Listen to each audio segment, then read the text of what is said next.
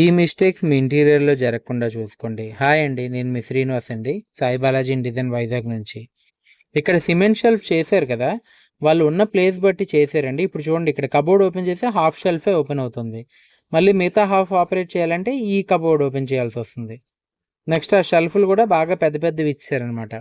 So మీరు షెల్ఫ్లు చేయించేటట్టయితే కబోర్డ్స్కి వాటికి, I mean cement షెల్ఫ్లు ముందే ప్లాన్గా 3 డోర్స్ వస్తాయా, 4 డోర్స్ వస్తాయా, ఈ 3 డోర్లు 4 డోర్లు ఎన్ని డోర్లు వస్తాయి చూసి దాన్ని బట్టి పార్టీషన్స్ ఎంత కావాలో చిన్న చిన్న, ఇక్కడ చూడండి మళ్ళీ వుడెన్తో చేయాల్సి వచ్చింది. సో అలా పార్టీషన్స్ ఇష్టం వచ్చినట్టు కాకుండా మన వుడ్ వర్క్కి ప్లానింగ్ ఎలా వస్తుందో దాని పరంగా మీరు పార్టీషన్స్ చేసుకుంటే, సో మీరు సిమెంట్ పార్టీషన్ చేసుకునేటైతే డబల్ స్లైడింగ్ డోరా, ఓపెన్ డోర్స్ వస్తున్నాయా, 6 డోర్సా, 4 డోర్సా, 2 డోర్సా, దాన్ని బట్టి మీరు పార్టీషన్ చేసుకోండి. అప్పుడు ఓపెన్ చేసినప్పుడు కూడా చూడడానికి అందంగా ఉంటుంది, మీకు ఎక్కువ యూటిలైజ్ అవ్వడానికి యూజ్ అవుతుంది. బాయ్.